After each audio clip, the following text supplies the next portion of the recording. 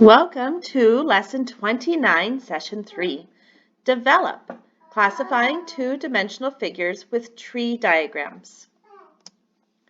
To start, name two attributes these shapes share and two attributes these shapes do not share. Pause the video, find your answer, then press play. Attributes that these shapes share: both shapes have four sides, both shapes have four angles. They're both quadrilaterals. The rectangle has four right angles, but the rhombus has no right angles. And the rhombus has four sides that are all the same length. And the rectangle has opposite sides that are the same length. Okay, this is the try it on top of page 597. Make a tree diagram to show the hierarchy of the following shapes based on their properties: rhombus, trapezoid, polygon, square, quadrilateral, rectangle, parallelogram. Use the exclusive definition of trapezoid in your diagram. A trapezoid is a quadrilateral with exactly one pair of parallel sides. Then classify these shapes into as many categories as possible. Pause the video, try it out yourself, and then press play. So to make a tree diagram here, we're using rhombus, trapezoid, polygon, square, quadrilateral, rectangle, and parallelogram. The most general of those is the polygon. And then under that, quadrilateral is a category of polygons. And under quadrilateral, we have trapezoids on one side and parallelograms on the other side.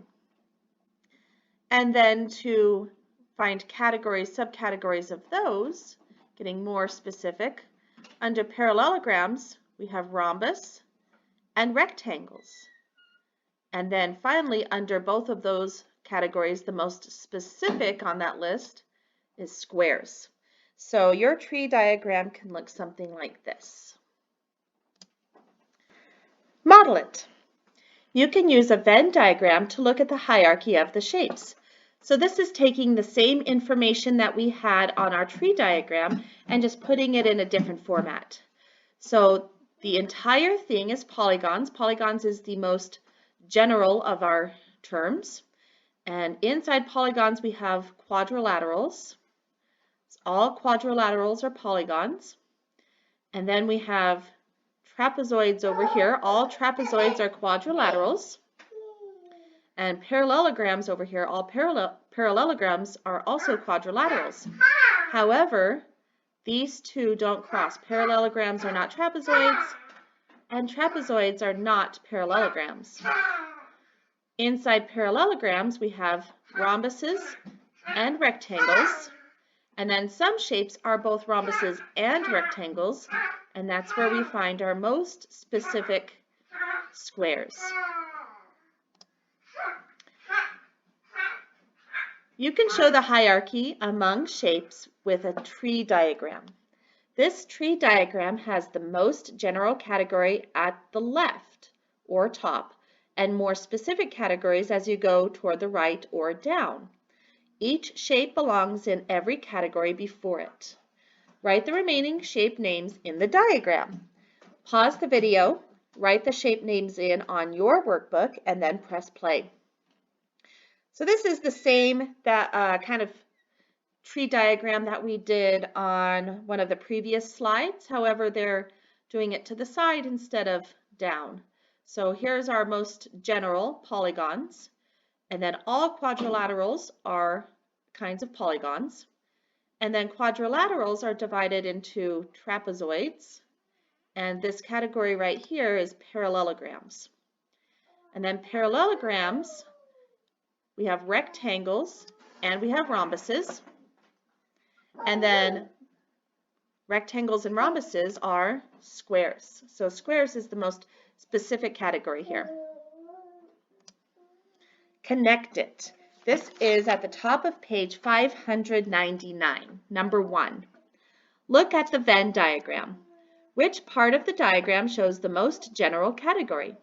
Which part of the diagram shows the most specific category? The outer rectangle shows the most general category, polygons. The sections that have no subcategories inside them are the most specific categories, trapezoids and squares. Number 2. How is the tree diagram similar to the Venn diagram? How is it different? Both diagrams show the hierarchy of the shapes, from most general to most specific. The Venn diagram shows this by regions, and the tree diagram shows this by branches. Number 3. How can you see all the categories that a shape belongs to in a tree diagram? What are all the categories that shape A belongs to?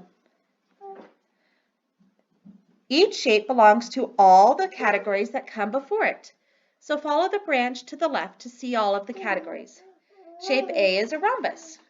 It is also a rectangle, parallelogram, quadrilateral, and polygon. Number 4. Why do the branches that come off rectangles and rhombuses both lead to squares? A square belongs in both of these categories. A square is a rectangle because it is a quadrilateral with 4 right angles. A square is a rhombus because it is a quadrilateral with 4 sides that have the same length. Number 5. Explain the relationship between the properties of categories when you move left or right, or up or down in a tree diagram. All of the properties in the level to the left or above are also true of the level you're on. When you move to the right or downward in a tree diagram, you are moving to a category that has all of the properties of the previous category with additional properties. Reflect. Look back at your try it and model it. Which models or strategies do you like best for classifying two-dimensional figures, and explain. Number 7, this is at the top of page 600. Cyrus made the following tree diagram to show the relationship among scalene triangles, equilateral triangles, and isosceles triangles. Is his diagram correct? Explain.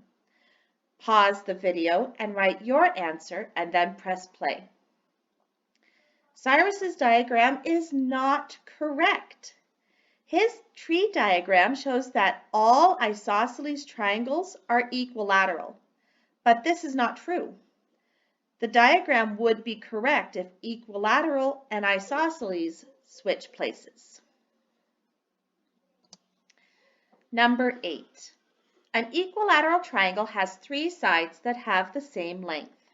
An equilateral triangle may also be called an equiangular triangle because each of the 3 angles has the same measure, 60 degrees. Insert an additional category in the tree diagram for equiangular triangles and explain. Pause the video and write your answer and then press play. So in order to answer this, I would like to look at an equilateral triangle, and it may also be called equiangular. Equi, we know, means equal. Angular refers to the angles of the triangle. So equiangular means equal angle. And all of these are equal to each other. If any of these angles were to be a right angle or an obtuse angle, then it would change the measure of the other angles. So all of these angles are acute.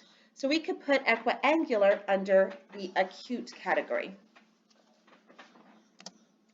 Number 9, look at the tree diagrams in the 2 problems above.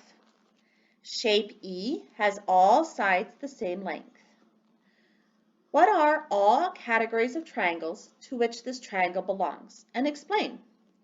Pause, solve, then press play. This triangle is equilateral, isosceles, equiangular, acute triangle. Shape E has all of 3 equal sides, making it equilateral. It has 3 equal angles, making it equiangular. All of the classifications moving upward following the lines in the tree diagram are also true of the shape. Your assignment is pages 601 and 602 in your math book.